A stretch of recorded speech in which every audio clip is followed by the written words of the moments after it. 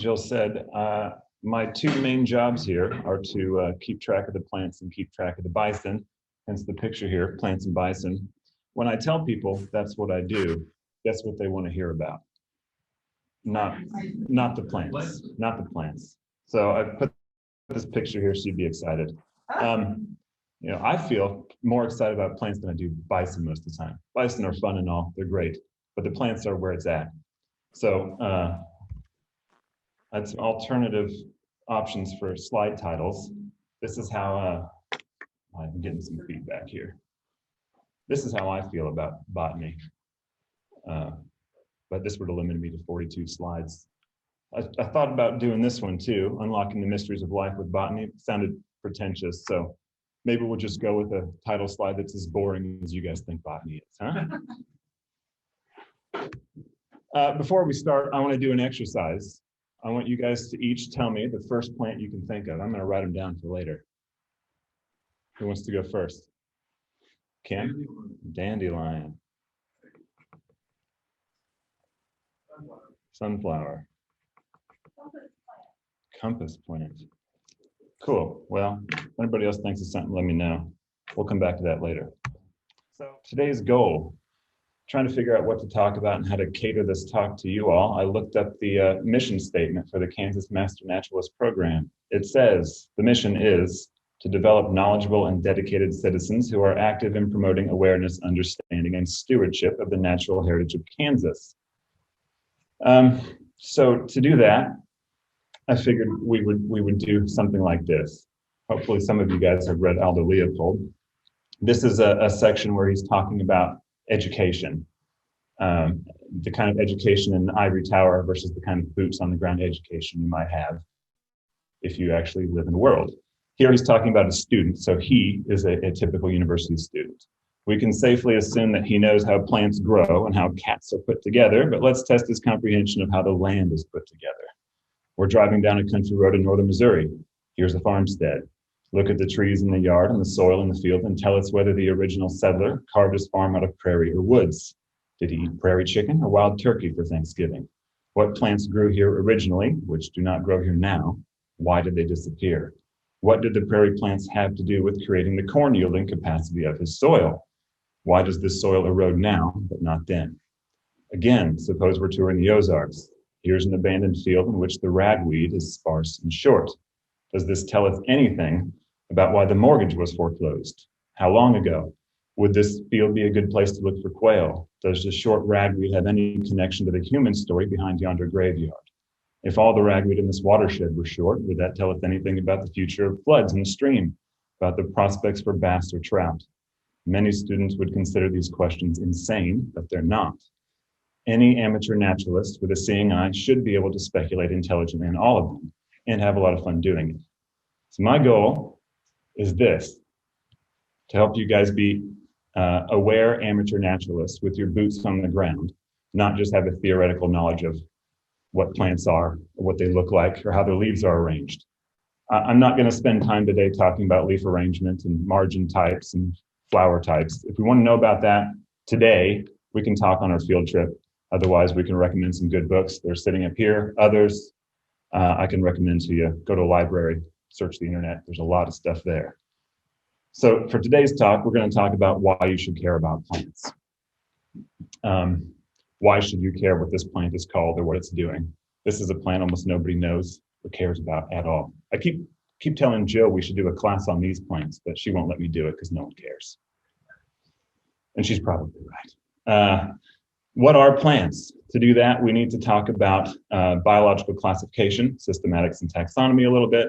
We'll briefly touch on some basic concepts of plant ecology, biomes, succession, things like that. And we'll have to do a little bit of terminology, like I said, not related to plant anatomy, more related to functional types, terms that you may hear when you're talking to your neighbor or giving tours or whatever it is you feel like you're going to do here. I'd like to spend most of our time on the practical things. And since we're here at Konza Prairie, and the only thing I really know about is Konza Prairie, we're going to use Konza Prairie as a sort of example for how these sort of botanical and ecological concepts play out in the real world. And then we should have time, if I don't get too long-winded, to go on a hike and look at some actual plants and see how these things work out in real life. So, why should you care about plants? As scientifically educated people, we have probably been exposed to this thing called the trophic pyramid, and through it we understand that plants are the form of life that captures all the energy you use to live from the sun. They also gather all the molecules from the air or the soil and put them together to make the matter from which you are made. And this thing cycles, it's the circle of life. You can sing that Lion King song. Plants are the base of most ecosystems, right? But as human beings, it's nice to think about science and energy budgets and all, but the reality is our lives are built with plants.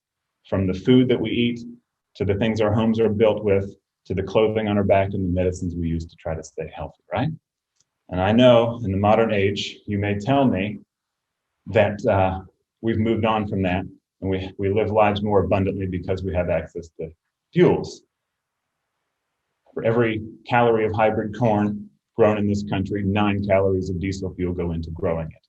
Our buildings are often made of steel and concrete. Our clothing and our medicines are synthetic. I would just remind you that that energy and those materials are just energy and materials captured by ancient plants. So we're still talking about plants. And because our lives are built with plants, plants are often at the foundation of human culture. From Yggdrasil, the Scandinavian tree of life, the 2 trees in the Garden of Eden, to Asherah, represented as a tree in other Semitic cultures, to baobabs in African cultures. Here's Lakshmi and the lotus. And all of these, it's plants that are connecting the humans to the divine. And maybe as scientifically educated people, we've moved on beyond this religious stuff. But if you talk to someone like Neil deGrasse Tyson about the meaning of life, what's he going to tell you? Anybody listen to Neil deGrasse Tyson? You're made of stardust. When he wants to get transcendent, we'll talk about being made of stardust. Well, guess what it is that connects the humans to the divine in Neil deGrasse Tyson's secular worldview? Still plants, right? We have more modern cultural references. You guys know this guy? Little Shop of Horrors, right? Carnivorous plants. How about this one? That's my favorite. Treebeard. How about this one? Who's that? That's Treebeard from Lord of the Rings. Lord of the Rings. Here's one maybe some of the younger people know. That's the Whomping Willow. Oh, here's a trivia one. This is a good one. Anybody know this plant? This is Rapunzel. This is the plant that Rapunzel was named after in the fairy tale. And of course, other fairy tales, you've got Cinderella and the Pumpkin, Princess and the Pea, Japanese fairy tale, Princess Peony, I think is her name, all over the place. Here's one that's more obscure. Anybody know that plant? Any guesses, Joe? What does it look like? It is a dogwood. This is a European dogwood called cornel, and it is at the center of this scene. Does anybody know this story? Anybody heard the phrase cutting the Gordian knot? The Gordian knot being a metaphor for some intractable problem that we can't solve. Alexander cut the knot with a sword rather than tying. The king of Phrygia, the kingdom of Phrygia had no king. An oracle said, first person to drive to town in an ox cart will be crowned king. So the guy named Gordus hitched up his ox cart and drove to town real quick and became king. To sort of secure his place as king and to dedicate his kingship to the gods, he tied his ox cart, or his son tied the ox cart to the temple wall with cornel bark. At this time, cornel was used a lot. It's a very, very tough, strong wood, viewed as very durable. So this is a symbol of his lasting kingship. He tied it with cornel bark in such a knot that it could never be taken apart. Another oracle, a couple hundred years later, said the person who can undo the Gordian knot would become ruler of all Asia. Enter Alexander the Great. Couldn't untie the knot, but he undid it anyway by cutting it with a sword. This is I guess I thought it was the common metaphor. My wife tells me it's not. No one knows what I'm talking about. Now you know, the Gordian knot. We'll talk about it later. And besides all that stuff, plants are just interesting and fun. Here are some plants that are parasitic. They steal their nutrients from other plants. Here are plants that are called resurrection plants. They can be dead looking and brown for years, but a little bit of rain, they'll perk right back up, open up, turn green, start growing almost immediately. Here are plants that eat animals, usually not for energy, but for nutrients. They live in nutrient-poor soils typically. Here are plants that attract animals so that they can eat their poop. Here's a tricky plant. This is poor Jacob. He wakes up in the morning and realizes this is Leah, not Rachel. He just did Laban's dirty work. Plants are also among the largest living things, from the giant sequoias and coastal redwoods in Western North America to this clone of aspen trees, which is all one individual, but takes 108 acres. Also among the oldest living things. Oldest living stems, bristlecone pines, up to 5,000 years old. This is King's Lomatia from Tasmania, where it's a clonal shrub, a lot like the dogwood and plum we have here, but these clones have apparently been around for 43,000 years, one individual. And they are also indicators of ecosystem function. So what does it mean when we can look at historical evidence and know that our prairies may have looked like this 12,000 years ago? Or they may have looked like this 300 years ago. Or maybe when Grandpa settled the place, it looked like this. Does it matter? Why does it matter that some of these places look like this, or this, or this now? Or perhaps they look like this, or this. Are any of these types of prairie better than the others? And should you care? Maybe you live here and you never see this, so it doesn't matter. But I guarantee you're eating something like this, or you're eating the cow that did this. Perhaps you live here and you care. Perhaps your neighbor lives here and you care about his well-being because he depends on this prairie to feed his cattle and make his income. To figure all this out, we need to talk about what plants are. So here's a simple dictionary definition. Eukaryotic organisms that are mostly multicellular and probably photosynthetic, and we usually call them plants. All right, got it? Which of these are plants? Now that I've told you what they are, can you tell me? Maybe we need to do some more homework. As humans trying to figure out how the world works, we always try to categorize things. And the practice, the scientific practice of categorizing living things is called taxonomy. We name, describe, and classify organized living things into groups. The oldest and simplest system is called a rank-based system, sometimes called Linnaean taxonomy. He's not the originator, he is the most famous promoter of this rank-based system. In this system, everything is in a category, broad, ranging from broad down to narrow groups. Perhaps you learned this in grade school: kingdom, phylum, class, order, family, genus, species, with very general categories at the top and very specific at the bottom, whereas each species has its own name here. It's called the Latin binomial. Some people call it binomial nomenclature, which just means the naming of things with two names. I find that sort of a bothersome pet peeve. It's a repetitive redundancy. We call it the Latin binomial.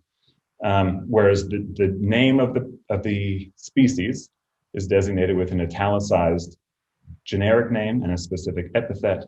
So if you know this name, you know these two bottom categories here. Let's do an example. I picked an animal because I figured people know animals better than plants. This is my friend Betty Buffalo.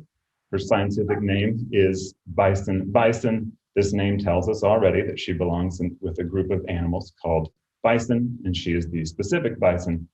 It's the type species, bison. And bison belong in a family of similar things, along with cows and impalas and other things. And that family belongs in a certain order of animals. The artiodactyls have split hooves and even numbers. The artiodactyls belong in a class of things called mammals, with hair, mammary glands, diphyte on dentition. Mammals belong in a phylum called the chordates, things with a notochord, not necessarily a backbone, but most of them do. And the chordates are in the animal kingdom, okay? So let's do plants, since we're supposed to be talking about plants. Here's our most common prairie species, most abundant, ubiquitous prairie species, Andropogon gerardii, big blue stem. The name Andropogon girardii tells us it's the grass called Andropogon, the one we call girardii. There are other Andropogons. There are other grasses, like these bamboos and the grama. The grasses belong in a larger group called the Poales, or the grass order, with things like bromeliads, that's a pineapple, cattails, sedges. Those things belong in a group called Liliopsida, or the monocots, with Joshua trees, palms, lilies, water plantains, etc. That group belongs to a bigger group called the flowering plants. And the flowering plants are just part of a big group called plants. So here we are. We know what plants are, right? They're the ones we call plants. You just have to know, if you're going to learn the system, that we divide all living things up into 6 kingdoms. These kingdoms can be divided up into 2 domains or realms, the prokaryotes and the eukaryotes. Prokaryotes being a little more simple, eukaryotes being more complex. They have membranes around their internal parts, the cells do, they're organelles. In this system, the animals are typically mobile, they have no cell walls. The fungi are not mobile. In some older systems, they would have been included within plants, but they do not produce their own food. Their cell walls are made of chitin rather than cellulose. Plants are green, photosynthesizing with cellulose in their cell walls, and protists are just the kitchen junk drawer where we throw everything we don't know what to do with. Okay, so now they're just the kitchen junk drawer. You just trash the stuff you don't know what to do with, right? So under the Linnaean system, you've just had a crash course. Now can you tell me which ones are plants? No. Okay. This will make it easier, as you can tell, right? We've moved on, in part at least, to a newer, more complex system called systematics. And systematics does what taxonomy does. Names, describes, classifies living things, but it takes into account their evolutionary history and their evolutionary relationships. We still use the Latin binomial, but we see that the rank-based system of Linnaeus is too simple, and it breaks down. This one's overly complex. I'll show you a simpler, smaller version of this. This is what you call a cladogram. It's just a graphic that shows you relationships among groups of things. This one in here is for the tetrapods, which belong to the phylum Chordata. Off of this screen would be 3 groups of fishes, okay? And you can see this sort of like a family tree, but it shows the traits that may have arisen at different points in evolutionary history as well. So the amphibians branched off and evolved here. Here we have mammals, and of course they divided into their 3 main groups. Over here we have various reptiles and birds. And hopefully you can see, do you guys know the main classes of tetrapods, amphibians, reptiles, mammals, and birds, right, in the Linnaean system? But we have a problem here. The amphibians are all one group, they're all related. The mammals are all one group, they're all related, so are the birds, but we call all of these apparently unrelated, or at least distantly related groups, reptiles. And really, if we wanted to talk about reptiles, we should include birds within them, because they share an evolutionary history. And if you zoom out on this, you'll realize that this whole group, including you, are just fish, just highly derived sarcopterygian fish. So these 2 views of systematics and the rank-based Linnaean system don't always mesh perfectly, but they do provide us a way to talk about these things. The Linnaean system is simple and plainly organized. You can teach that in grade school and people get it. It's intuitive, it's based on physical traits. The systematic system, the phylogenetic classification, is organized, but it's much more complex because it takes into account evolutionary history. It's descriptive, but it defies neat ranking. Good thing about both of these, we can still talk about species by their Latin names. Generally, people still understand family concepts, and we can meet in the middle somewhere. So if we're going to look at the kingdoms of life in a phylogenetic fashion, we can look at it this way. If we use our physical traits as definers of this, we see that we have 4 kingdoms that are eukaryotes, multicellular. The problem is that lots of these things out here are multicellular, not just the plants. And their plants are photosynthetic. The problem is this whole group here is almost all photosynthetic. There are some of these that are photosynthetic, and even some of these that are photosynthetic. You know, there are funguses, form symbiotic relationship with algae to form lichens, and they're photosynthetic. Corals and sea sponges sometimes do the same thing. You also have things like green sea slugs that steal chloroplasts from the algae they eat and use them, or even think of a sloth that grows algae on its fur and then eats the algae out of its fur. I don't know if that's symbiosis or somatic algae culture, but it's the same thing, right? And they're traditionally in the kingdom plantae. So it's these guys. But what makes these guys different? Everybody know what symbiosis is. Sym meaning together, biosis meaning life, living together. Endosymbiosis means inside, so living life together inside. The idea being that some of these eukaryotes were what we call phagocytes. They eat other cells. They wrap themselves around them and eat them. When they tried to eat a photosynthetic bacteria called a cyanobacteria, the bacteria didn't die. They didn't digest it. The bacteria went on living inside their bodies and photosynthesizing inside the cells of another eukaryote. Okay, this is endosymbiotic theory. You can see on this pretty graphic, the whole idea of eukaryotes may be based on endosymbiotic relationships, that mitochondria in your cells are actually ancient bacteria, ancient symbiosis. Some group of eukaryotes did the same thing with the photosynthesizing cyanobacteria, and that led to the evolution of the chloroplast, which is the organelle, the part of the cell in a plant that performs photosynthesis, okay? This is cyanobacteria. This is the only living group that actually evolved photosynthesis. They're bacteria, but they have been used. I don't know if you'd say the eukaryotes stole their intellectual property rights to start photosynthesizing, or whether they've just been enslaved. So the cyanobacteria were enslaved by some group of eukaryotes that used them to produce their own food. That's where the chloroplast came from. So this is a pretty picture, artistic rendering. Here's what a cladogram of, I'll go back, just this green plant part here. This is what this more schematic cladogram might look like, okay? So here on this cladogram, we have the arrival of the green plant chloroplast. Every eukaryote had chloroplasts in their cells derived from the cyanobacteria, and that lineage evolved into all sorts of different groups. This basal group we just typically call the green algae. There are a lot of different groups in there most people don't know about. We just call it algae or pond scum, right? But they're an important group, and some people would include them within what we would call plants. We call it green plants or Viridiplantae because they have green chloroplasts. There are other groups, the red algae, the brown algae, that are separate. Moving on in with the arrival of a cuticle that let these plants grow on land and survive being a little bit drier than just submerged in the water, we can add these other groups like the mosses. We exclude them and move on up. We have the development of vascular tissue. So they have veins where they can move water around from cell to cell, part to part. And then you can add in the ferns. When wood and seeds developed, we get gymnosperms. These are mostly the conifers. We think of conifers. We don't have many of the others growing in our area. And then the flowering plants. So the monocots and eudicots are the main groups. So here we're going to look at your plants that you named. Let's see. We have dandelions, sunflowers, compass plant, lettuce. Those are all one plant family.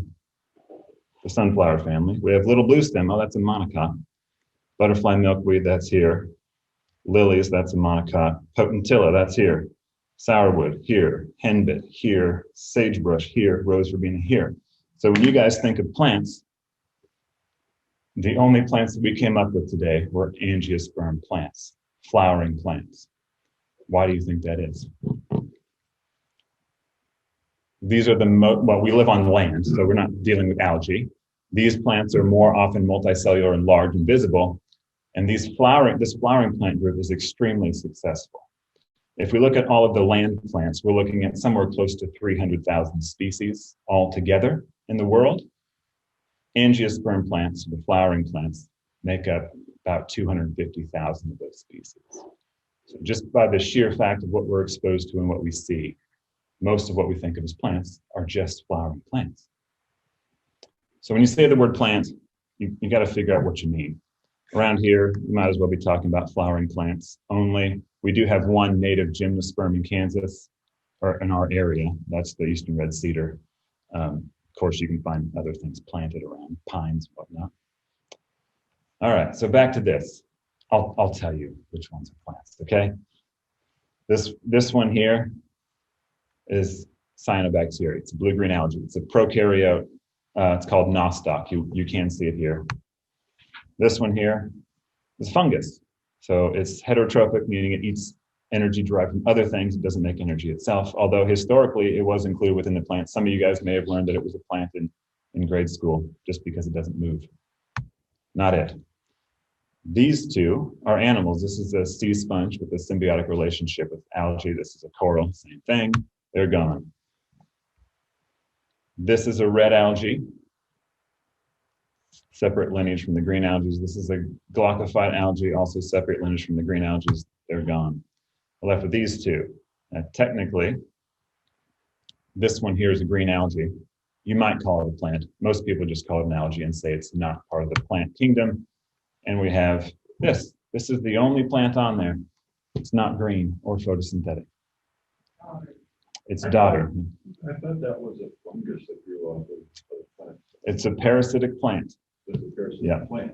So it doesn't meet all the requirements of being multicellular, photosynthetic, eukaryote. It gets almost all of them. It's lost its ability to photosynthesize because it's a parasite. But because it shares that evolutionary lineage with the green plants, it's included in there, right? So if we want to define plants, we'll say it's a specific lineage of eukaryotes that photosynthesize using green primary chloroplasts. Okay, we're going to talk about just some terminology that you might need to talk about the plants you see on the ground, mostly about the different kinds of plants. First is lifespan. So we typically divide plants into annual plants, biennial plants, and perennial plants. Annuals obviously for 1 year, biennials 2 years, and perennial anything more than that. Not every plant, certain plant species could be any of these, depending on where they're growing and what the conditions might be. Generally speaking, annual plants will put less energy into creating roots. This is an annual pumpkin like you grow in the garden. See the small root?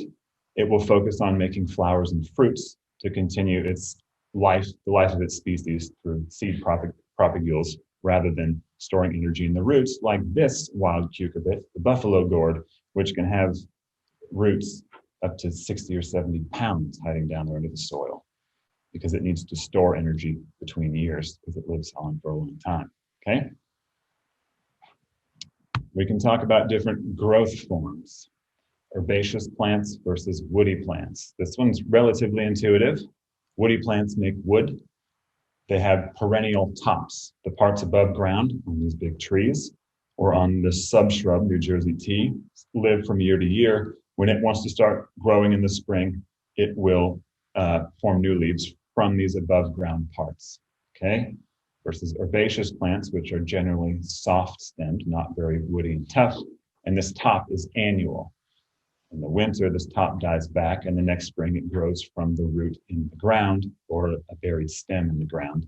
So the top is annual, even if the roots are perennial. Next is Monocot and Dicot. Now, these are technically different lineages of flowering plants. The monocots being narrow-leaved, they typically have parallel veins, flower parts in multiples of 3s, whereas these dicots have broad leaves with net veins. They aren't parallel to each other. They have flower parts in generally in groups of 4 or 5 or multiples thereof. And yeah, you can see these narrow leaves with parallel veins on this grass or on this white-eyed grass, which is actually an iris versus this milkweed. And graminoid and forb are similar terms. Graminoid just means a grass-like plant. Forb is a broadleaf dicot. Okay. Yep. Could you explain a little bit to me about monocot and dicot and that's 1 versus 2 or something? Yes. Monocots have one cotyledon, which is a seed part. It's part of the seed that stores energy. And when the seed sprouts, it grows up to be the first leaf. So if you've seen a bean sprout, it's a dicot. The seeds will split into two halves easily. When the bean sprouts, those two halves turn green and form the first leaves. And then the true leaves grow out of that. Those are the two cotyledons, dicot. Corn is a monocot. It has one seed part. It doesn't break easily. When it comes up, it has one cotyledon leaf before it starts making its true leaves. Okay. We can talk about nativity. Again, pretty intuitive. A native plant is one that is from here. An exotic plant is one that is not. Invasive means it's a plant that is moving into a certain area and taking over, pushing out the native flora. Typically, these are exotic, although you may hear some of us call these woody shrubs invasive, even though those are native, they're invading prairie habitat because, well, for various reasons we're going to talk about later. And the problem term I deal with the most is weed. Weed's a problematic term. Generally, it just means a plant I don't like. And I may like plants that you don't like, and you may like plants that I don't like. So weed is a difficult term for me. A few years back, we had a young wannabe politician running around the neighborhood trying to drum up votes in our area so he could get elected to the school board. And somehow Konza Prairie came up and he said, oh, that's that place that's just weeds, right? Because the only experience he had with plants was in a greenhouse. So anything that didn't belong in a greenhouse must be a weed. And I had to tell him, you know, all the stuff in your greenhouse starts coming out to my prairie. I think all that stuff's weeds, right? So weed is subjective. There are plenty of people, well, it's just a problematic term because people will define it differently. And a plant that might be perfectly at home in the prairie may be a problem in my garden, and I might call it a weed there, but it has nothing to do with what the species is, only what my desires are. A better term for weedy plants as a behavioral or a life strategy for plants is ruderal. Ruderal plants are those that will be pioneering species in disturbed places where the soil is bare, there's little competition. There's usually a lot of resources available for something that will grow fast, doesn't have to compete with things. That's why things in your garden, in the bare soil you've churned up, bare fertile soil, keep popping up all the time. Those are ruderal species. They're pioneers, and they're just doing their job. They're not a bad plant. You've just created their perfect habitat, right? Finally, we talk about photosynthetic pathways. You may hear us talk about cool season grasses versus warm season grasses. And what we mean by that is cool season plants tend to do most of their growth and reproduction early in the season when it's relatively cool and wet. Warm season plants tend to do most of their growth and reproduction in the summer when it's hot and dry. For the most part, the reason they do that is because they have different derivations of the photosynthetic pathway, different ways of capturing carbon. C3 plants capture carbon in 3 carbon chains. C4 plants capture carbon in 4 carbon chains. CAN plants, which is mostly in the cactuses and a few other groups like purslanes, can actually store carbon as crassulacean acid. You go from left to right here in increasing amounts of water use efficiency. So plants that do C4 photosynthesis are able to lose less water in capturing their carbon and doing their thing than C3 plants. And that's why the C4 grasses, like big blue stem, will do most of their growth and reproduction in summer when they're able to outcompete these C3 grasses. These C3 grasses, like this orchard grass, try to get their life cycle over before they have to deal with water stress because they're less apt to be able to deal with it properly. So what makes a plant grow where it grows? There are various, well, every plant has its happy place. All of these things sort of have to be in balance for the plant. The plant has a certain life history, certain evolutionary history, and certain traits that it expresses because of that, that let it live in a certain range of environmental conditions. Now this, talking about this stuff, we could take semesters of college courses on this. I've got one slide. It's almost impossible to talk about these things separately. It's a Gordian knot. We have to talk about these things, we sort of have to cut this apart and talk about them separately. You can talk about a plant's ability to deal with temperature, fluctuations, its range of temperatures, its amount of precipitation it needs to survive, the soil type it can live in, and the soil depth. But how can you talk about resource limitation like water and nutrients without talking about soil type and precipitation, right? How can we talk about resource limitation if we aren't talking about the plants that are competing with it for those resources? How do we talk about any of that without talking about the disturbance regimes the plant may be experiencing, like herbivory, fire, climatic events like droughts or floods? So all these things we can talk about them separately, and they're all important. Every plant has this little envelope called its habitat, where it can survive. But changes in one of these things, like herbivory, may change how it experiences these other things, okay? For example, here's hairy ground. Now, this is a short grass species. Even when it's flowering, it's about this tall, okay? And it is the dominant or co-dominant grass in the short grass prairies of western Kansas, eastern Colorado, New Mexico, etc. We do find it here. We live within this temperature, precipitation, soil type, and we have the resources it needs to do well here. The problem is, here, there are other plants that can take better advantage of all this and grow taller than it and shade it out, okay?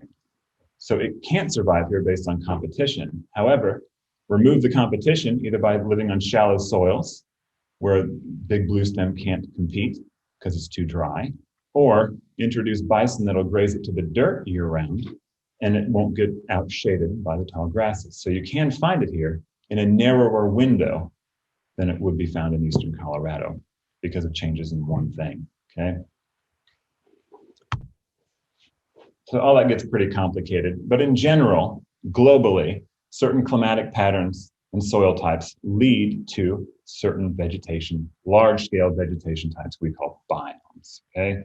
Biotic communities with similar life forms and environmental conditions. And lots of times we just define these biomes, these large-scale ecosystem types, by the plants that grow there. Various types of forests or grasslands, for instance, okay? And this is sort of related to this idea of ecological succession, meaning that if you had some theoretical or real starting point of bare rock, bare lava after a landslide or a volcanic eruption, there would be certain plants that would be able to grow on that bare rock. First, their buildup of organic material will start to build soils, and you get other plants that could grow in, like small annual plants and lichens. You'd move on as soil is built to perennial herbs and grasses, into some shrubs and small trees, and eventually end up with some climax community. In this example, it's a forest, okay? For us, it'd be a prairie. These climax communities end up being what you call a biome, depending on what the climatic conditions or soil types might be. We'll talk about grasslands, since that's where we are. Grasslands, you can see there are several types or subtypes. Different people divide this up in different ways, but they are dominated by herbaceous plants rather than woody plants. And in this case, not just a certain growth form like a forest has lots of different kinds of trees, species that are unrelated to each other. Grasslands are mostly dominated by one lineage of plants, the grasses, right? They can be tropical or temperate. Most of them are seasonal. In the temperate zones, we're talking about cold season and warm season. In the tropical zones, it's usually a wet season and dry season. For whatever reason, in all these grasslands, woody growth is limited, either by climatic variables, soil, that's what edaphic means, soil types, or by disturbance. We'll hone in on North American grasslands. These are the Great Plains. There are other grasslands elsewhere. These are the big ones. You can see this shows precipitation, mean annual precipitation, dry in the west, also hot in the south and less hot in the north, right? So what this means is that we have in the east what we call the tall grass prairie. In the west, we have the short grass prairie, and in between, we have the mid grass or the mixed grass prairie, okay, based on this climatic precipitation gradient. The temperature gradient means there is a higher abundance of C4 grasses down here, able to do better in hot, dry conditions, and a higher abundance of C3 grasses here, okay? Moving on to Kansas. Kansas spans those three ranges, the tall grass, the mixed grass and the short grass. There are forested biome types over here, cross timbers in the eastern deciduous forest, and this is an ecotone, goes between the prairie and the woodlands. We have typically woods along creeks, and then these are sand prairies. Those are defined by soil type rather than climate per se. So in the tall grass region in the east, we have the tall grasses, big bluestem Indian grass being two of the most common here.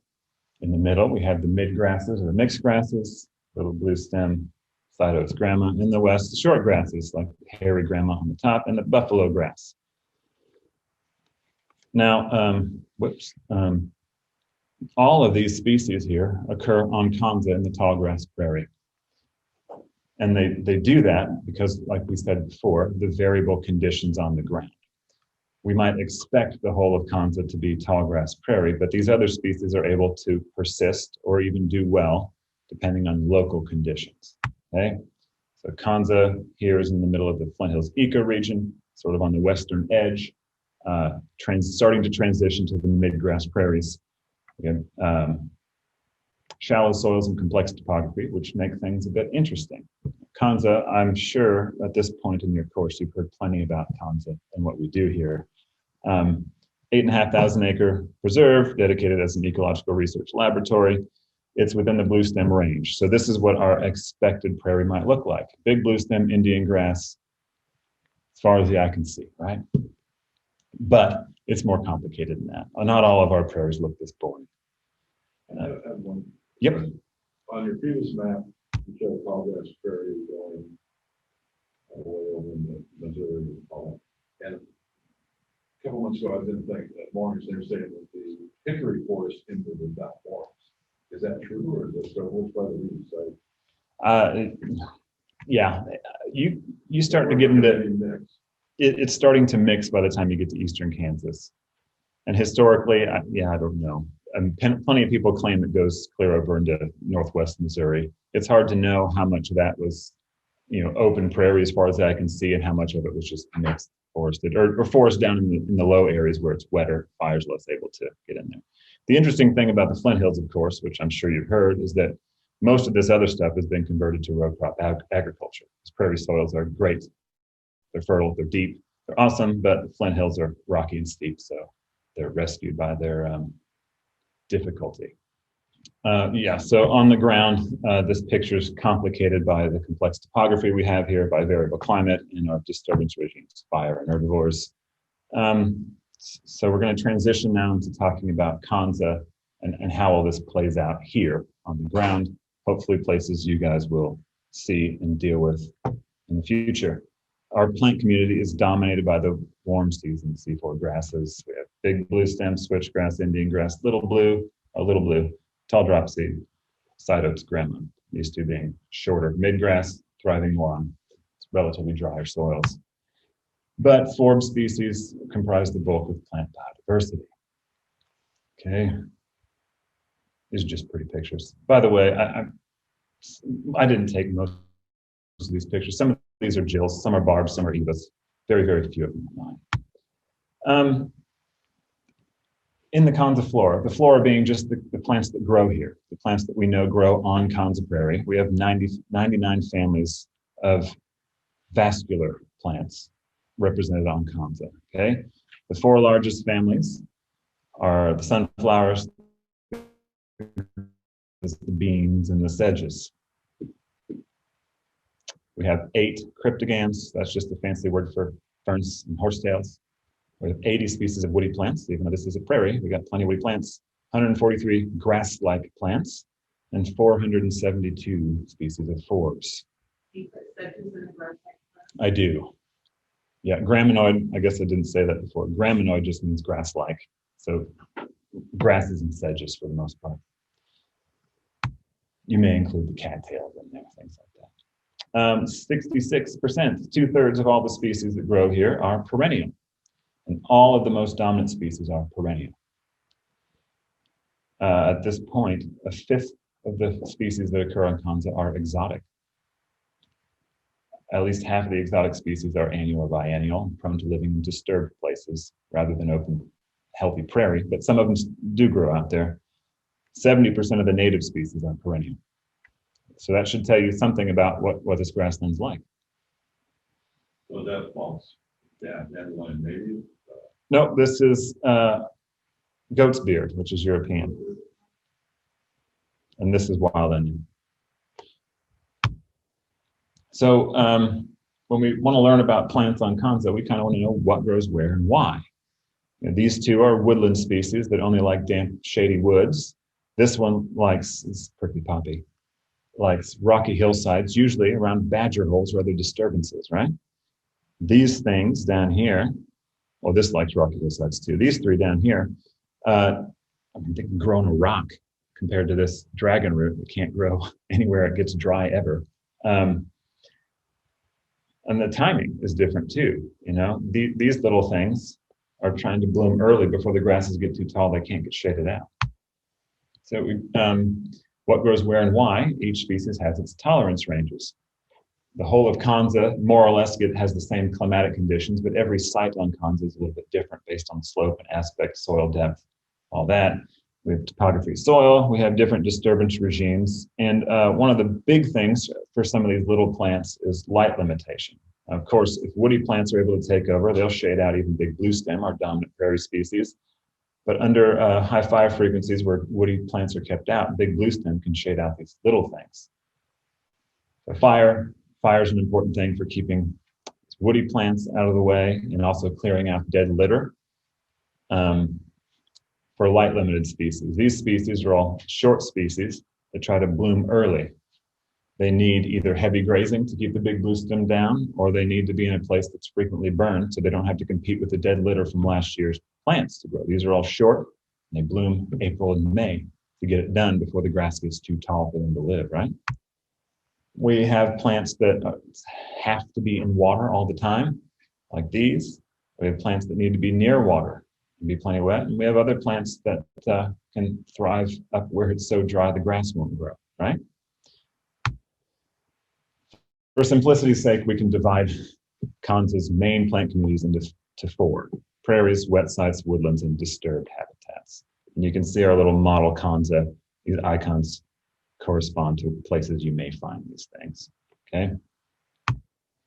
The prairie. This is what we think of as Konza, right?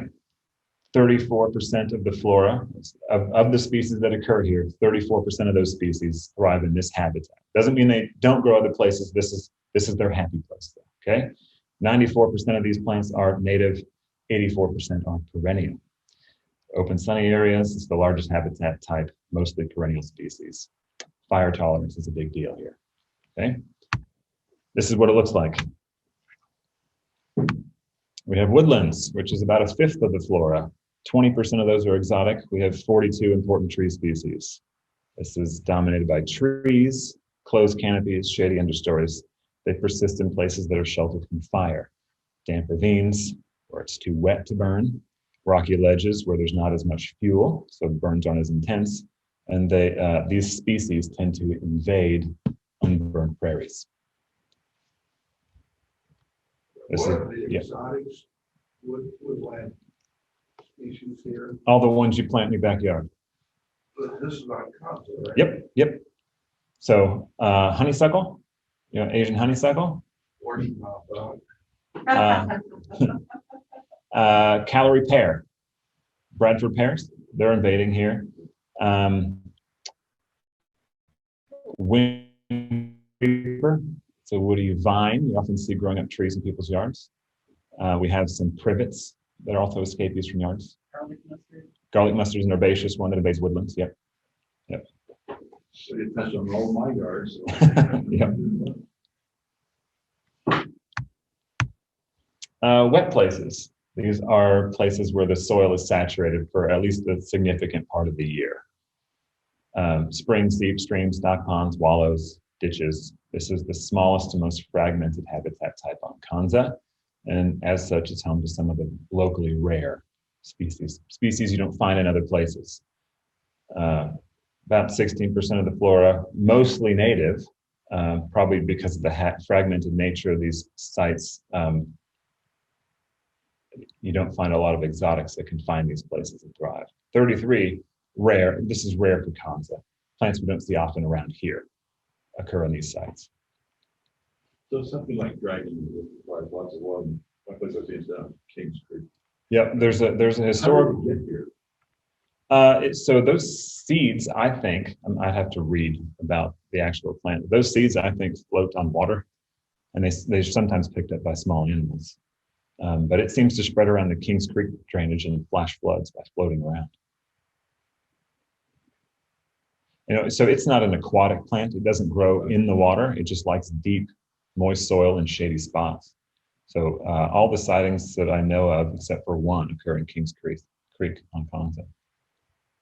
If you watch, you can see they grow right along the flood line, right along the bank. This is a good wetland on Konza. This is down in the Geary County, slow-moving stream full of Scenoplectus, Elisma, some other wet grasses, Learcia and whatnot. Fun place to go. Yep. Well, this is not nodding. This is the one with the round stem, soft stem. Scenoplectus taverni-montana. I don't know English, sorry. And disturbed habitats. This is not quite a third. Almost half of them are exotic, and only 33% of these are perennial. These are locations where the soil or the vegetation has severe or frequently severe, severely frequent disturbance. Roadsides, lawns, corrals, wallows, grazing lawns, those are caused by native animals, ag fields, or intermittently flooded places, eroding banks, that kind of thing, okay? That's what one of these might look like. If you're not looking at the driveway, you can look out the window and see a similar deal. So you guys have heard about LTER, right? This Konza's an LTER site. If you want to learn more about LTER, you can read about it. The idea is we set this place up as an experiment where the royal we, this was before I was born. Konza set up to study fire, grazing, and climatic variability as the key interactive drivers that make the prairie what it is, right? We showed this slide before. You'll notice that on this, our typical prairie is right in the middle here. And really, especially here, but in prairies around the world, the prairie wants to migrate in the direction of woodiness, wants to become a forest. And if left alone, untouched, that's what it will do. We call this a non-climax community, okay? And it is maintained by these three drivers. Climatic variability, that's drought, it's a dead buffalo. Fire, and bison, or herbivory, bison being a stand-in for herbivory. Obviously, in Africa, if we want to talk about this, we have a suite of other things, okay? So to study these things, Konza is divided up into watersheds, with each watershed has different fire and grazing treatment combinations, right? More on that later. But across the whole thing, it experiences more or less the same climate, which we monitor. And by collecting data every year in the long term, we can sort of try to make ties to what the prairie is doing based on the existing climate. Now here's a graph showing the departure from mean annual precipitation over the last 100 or so years, with the blue shaded area being when we've been measuring it here at Konza. And you can see we've had pretty good variation, but even our 40-year mean is well above our 120-year mean. And our extreme wet and our extreme dry don't get as extreme as we have in the recorded record. So it's important to do these things in the long term, so we can capture some of these extreme events, look for directional changes, understand what's going on.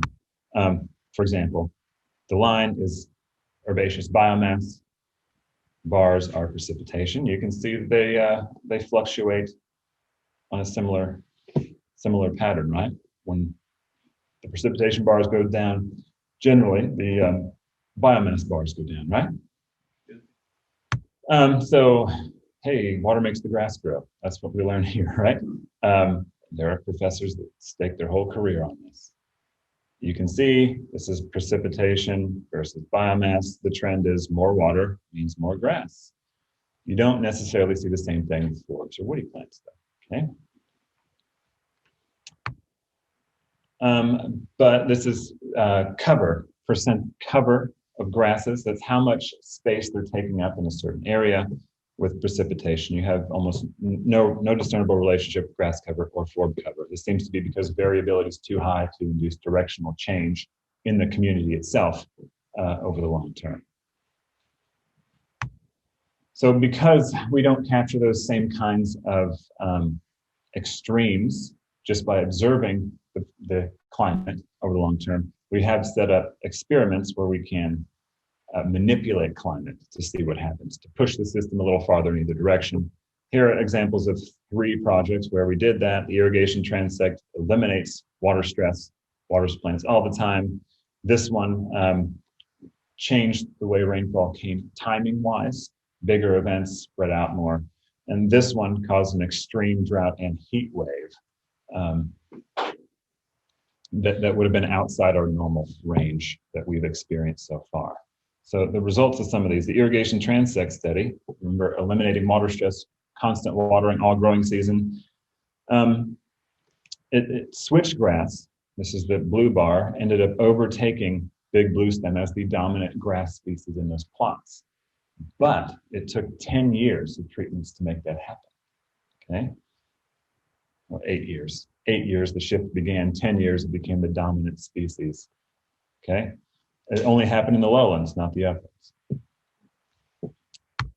Here on the Climate Extremes project, when we began, or in the control plots, we have blue is Andropogon, that's big blue stem.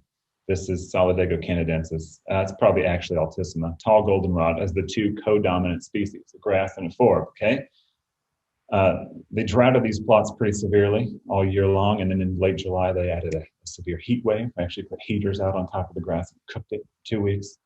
And what happened was that big bluestem became even more dominant, but our goldenrod got demoted, okay?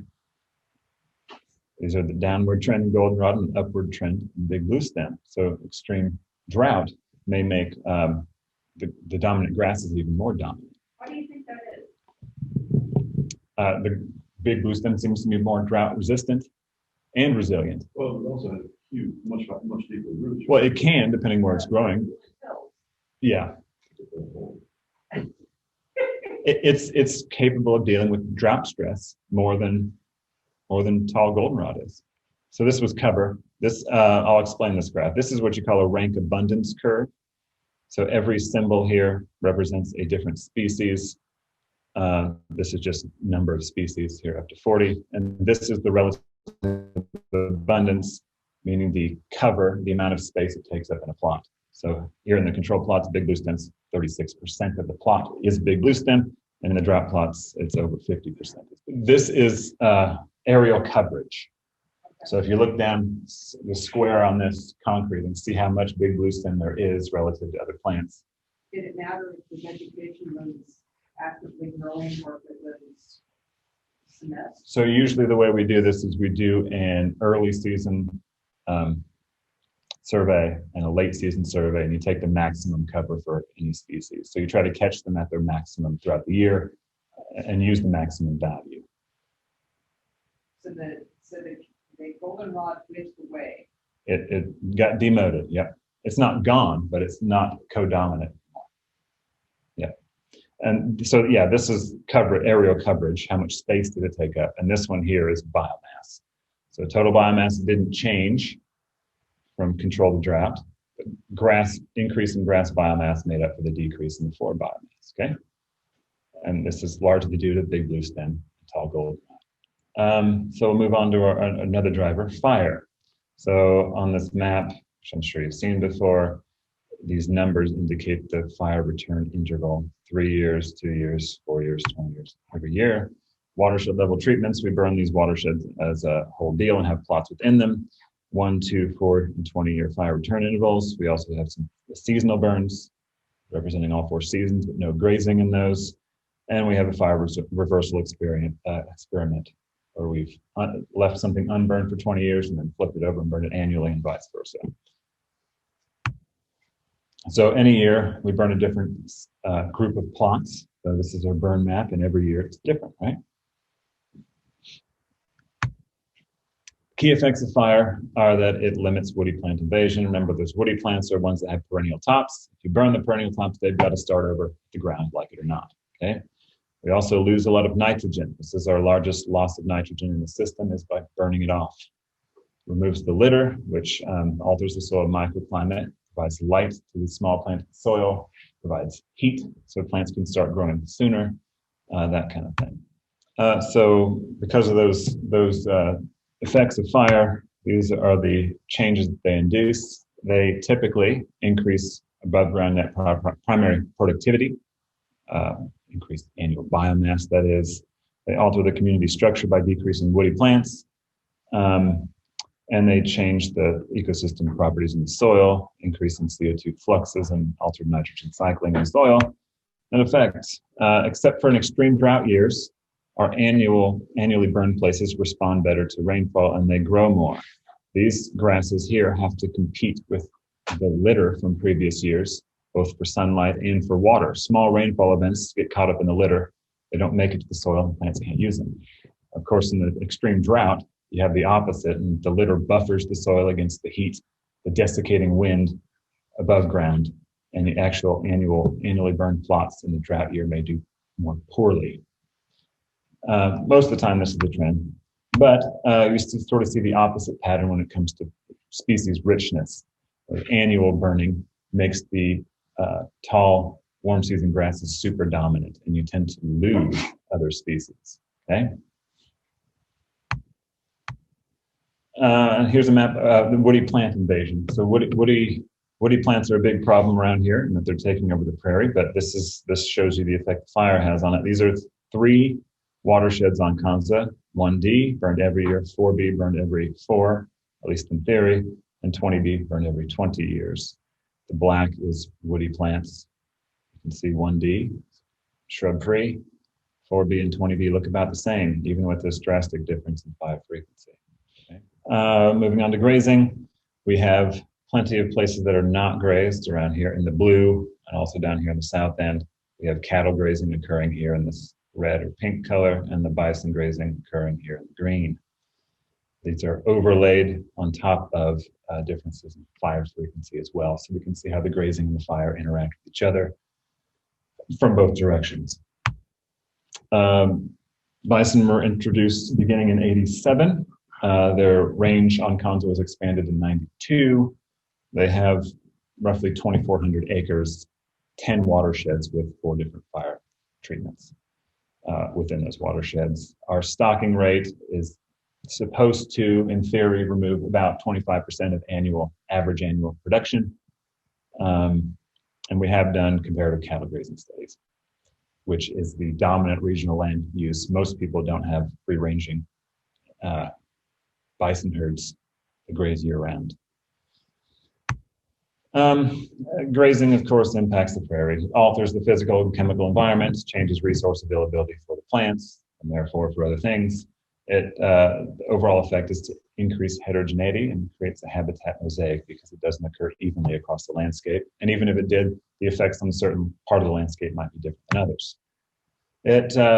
We said nitrogen's a limiting factor in plant productivity, but bison grazing increases rates of nitrogen cycling, generally making it more available to plants. Okay. Bison also change things just by being there, walking around, doing their thing. They wallow, they make trails. This one decided to wear aromatic sumac as a headdress, tore it up and moored around all day. It creates different kinds of habitats, not only for the plants, but also for the animals that may grow out there, live out there as well. Here's another rank abundance curve. In the absence of grazers, warm season grasses become super dominant, right? So here is an annually burned, ungrazed lowland, okay? We have big bluestem, switchgrass, Indian grass, and little bluestem, all warm season grasses, making up 84% of the plant cover, taking up 84% of the habitat space in the spot, right? Here's what happens in an annually burned, grazed lowland. We have these same 4 plant species, big bluestem, Indian grass, little bluestem, and switchgrass, all have been demoted. You'll notice that just the size of the graph tells you we've got about twice as many species in these spots, right? And these same plants that took up 84% of the space now take up less than a quarter of the space. So grazing has huge impacts just from the fact that they're eating the dominant grasses and holding them in check allows other species to thrive. And that effect is increased richness and biodiversity. So earlier on, we saw that slide where increasing fire frequency decreases richness. Grazing can offset that trend. Here in ungrazed prairie, the more fires you have here, the fewer species you have over here, right? But in grazed prairie, you don't see that trend, okay? You tell me which one of these is grazed, which is ungrazed. Yep, pretty easy to see the difference. This is 1D, this is N1B looking across the bison. So these effects of grazing cascade through the system. We looked at our trophic pyramid and how everything's related. This affects everything because, especially because of the variability in space-time and magnitude, it affects everything from the plants on through the whole pyramid, okay? These things also interact with each other. So burning increases soil nitrogen availability, which increases nitrogen in plant tissues, which makes the forage tastier for the bison and leads to heavier grazing, right? Yes. 5 slides back, you said burning was the biggest loss of nitrogen. It is. It doesn't add nitrogen to the system, but it mobilizes it in the soil so the plants can get it. Yeah. By breaking down the dead tissue. So I'm not a nutrient guy. My understanding is that the litter that's being decomposed on the soil surface and the upper layers of soil, microbes that are digesting that litter take up the nitrogen and use it in their bodies to break down the litter. When you remove the litter, that nitrogen in the microbes that would be eating that litter goes back to the soil so the plants can take it up. Because the microbes aren't using it to break down litter, it's available to the plants. And they don't burn in the sky. It's the stuff that's already in the soil becomes available. Yeah.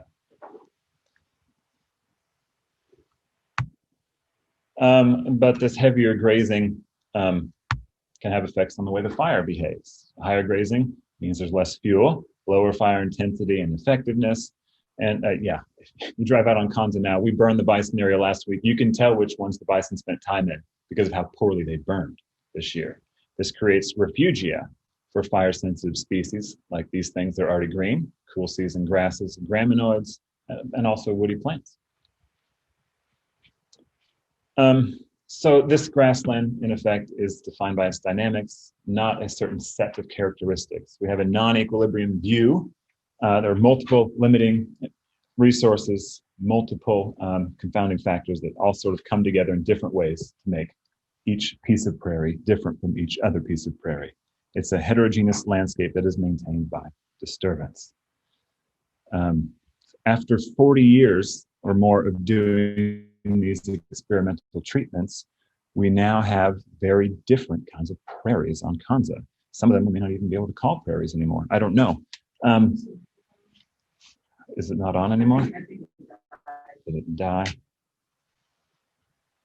Yeah, it says low battery. That's okay. I think we're almost done. We're getting close. So prairie exists in multiple forms, system states, whatever term you want to use. We'll go through them and look at some data. We have places like 1D, high grass productivity, low diversity, and high fire frequency, and no grazers tends to make this happen. What we end up with is low species richness in both plants and animals. So this is what the prairie looked like in its 3 main groups: grasses, forbs, woodies. Back in the 80s when we started collecting this data, this is what it looked like now, or 2019 it was. About the same, right?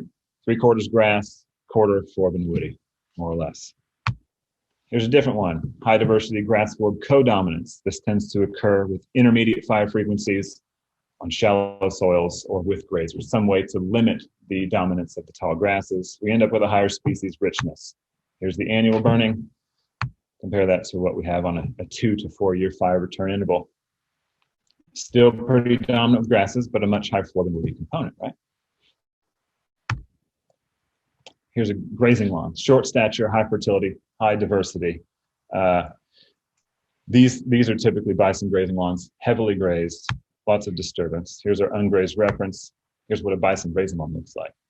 Forbs are now the largest component of the system. An increase in woody species. Grass is still there, but much less prominent. Do the bison consume the forbs? Not in any real quantities. Mostly, almost all grass. They might nibble on some other things. But. So they'll eat heavily in this area for a year. Forbs comes up, that becomes distasteful, and then they frequent a different area next year. Sometimes, I mean, these grazing lawns can persist for a long time. They do shift around a bit, but usually the grass, there'd be a lot of forbs there, but the short grasses, blue grama, buffalo grass, things like that, which are still nutritious and the bison still like them, tend to grow there. And because we're not supplementing bison with their feed, they're hungry year round and they're always looking for the greenest thing. So in these heavily disturbed spots where you have things like Japanese brome popping up in the fall, a winter annual grass, they'll live on Japanese brome in these disturbed places too. So it's not that the grass is no longer there. The species have changed and the bison still use them. Yes. So if you've got a game prairie, but don't have the opportunity to go ahead and graze bison on it, and rather mow it each year, is that going to, will that in fact increase the diversity? Yes. Or because you're mowing everything and not having the patches with the bison grazing, is it going to be the same as not grazing? Well, it won't be the same, but no, mowing annually. Look at any hay meadow. Look at Warner Park, West Manhattan. Annual mowing, even just once a year, does change the diversity. You tend to have a higher forb richness, especially in the late season forbs. The sunflowers and asters and things tend to do pretty good. You won't be quite this diverse. It'll probably. Mid-season forbs, you'll lose those. Well, potentially, or you won't see their flowers because you cut them off. It doesn't necessarily mean that you've killed the species. Yeah, generally annual mowing, hay meadows does increase diversity quite a bit. So yeah, some of these forb species are what some people might call increasers, increase with grazing. Goldenrods, ironweed. At a certain point, if there's enough grazers there, annually burned becomes essentially unburned. Yeah, which is what we've got in a couple places this year. And we've got our expanding shrublands and woodlands, where we actually lose herbaceous species as woody species come in. It drastically alters the structure for other living things, not just the plants. Low and intermediate fire frequencies. Here's annual burning. Here's an unburned prairie. Grasses and woodies and co-dominance here. And here's a 4-year fire return interval. Not much different. The interesting thing is that when Konza was set up, based on all available data, thought that 4-year fire return frequency was probably about the historical norm. It doesn't seem to be doing the job on maintaining our prairies. So where do we go from here? If you guys are in Kansas landscapes, what do we do with all this, right? What should a prairie look like? Why doesn't this prairie look like that prairie? How would I make it that way? How can it be restored or maintained while balancing the needs of the wildlife, including plants? Plants are wildlife, and the people that live here. Assuming, I mean, we care about the wildlife, but we only care because we are humans and we live here and we want to keep living here. What do we do about it? And I can't tell you because it depends on where you are and what your goals are, right? So, anybody tell me what this plant is? This is the American cornel. This is our Gordian knot. Our knot of management problems is tied up in the European cornel, made Alexander's Gordian knot. It's American cornel, roughly dogwood, that makes our Konza Prairie Gordian knot. The management problems. Woody plant encroachment is a global phenomenon. It's happening everywhere, not just here. Here, roughleaf dogwood is one of the major perpetrators. So what causes the loss of prairie to woody plants? And what are we going to do about it? What's it going to cost us if we do nothing, or if we do something? If we spray to take care of woody plants, what's that do to our pocketbook as land managers, to our Forbes that we appreciate seeing? If we decide to cut, what's the cost of that? Burning more frequently, what's the cost of that? If we burn annually, we can keep the woody plants out, but it does decrease your diversity of wildflowers, but also birds, small mammals, and things like that. So this is a complicated mess, but it's a serious problem. And I can't give you the answers, but I hope at some point we'll be able to figure some of this out with your help, now that you are expert botanical field people. So if your only concern is to grow beef, you would burn hay. Any questions that I can answer? Well, let's say, first of all, Very good.